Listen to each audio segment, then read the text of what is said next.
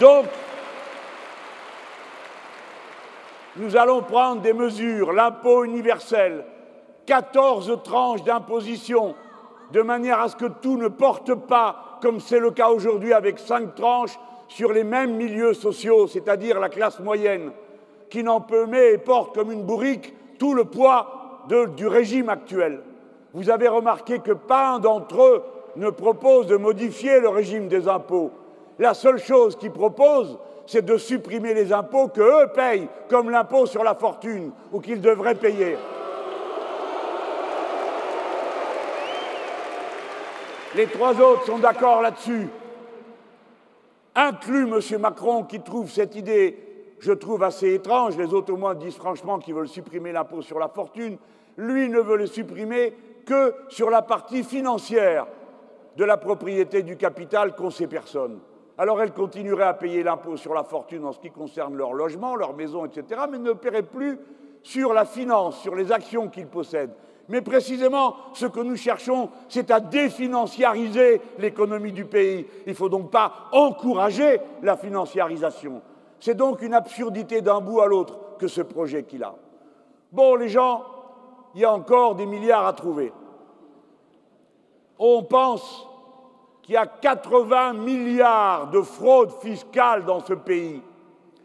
Il y a des pays à l'intérieur de l'Union européenne qui sont organisés comme une caverne de brigands pour négocier de gré à gré avec les grandes entreprises qui travaillent chez nous, ou plus exactement pour lesquelles nous travaillons chez nous, et qui négocient de gré à gré le montant de leurs impôts. Alors, quand vous allez au Luxembourg, il est marqué « vous devez tant d'impôts sur les sociétés ». Oui, mais c'est avant discussion. Après, on discute dans le bureau du Premier ministre, qui s'appelle chancelier là-bas, et hop, l'ardoise baisse.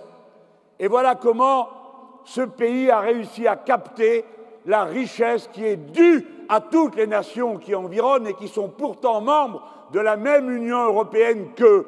Eh bien, ça s'appelle du brigandage. Et il est immoral que celui qui a organisé ça soit aujourd'hui le président de la Commission européenne, M. Jean-Claude Juncker.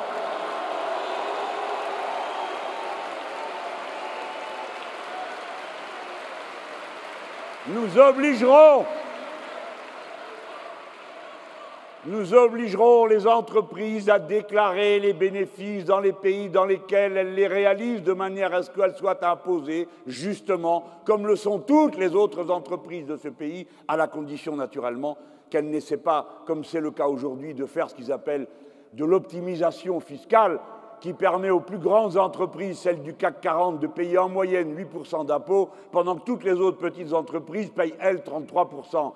Essayez d'entendre une seule fois M. Gattaz proposer de résoudre cette situation, le soi-disant chef du soi-disant mouvement des entreprises de France.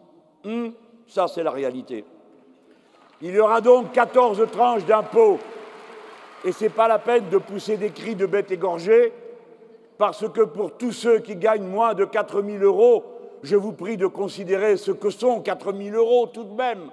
Eh bien, pour tous ceux qui gagnent moins de 4 000 €, il vous suffit d'aller voir notre simulateur d'impôt pour vous en rendre compte, eh bien, vous paierez moins.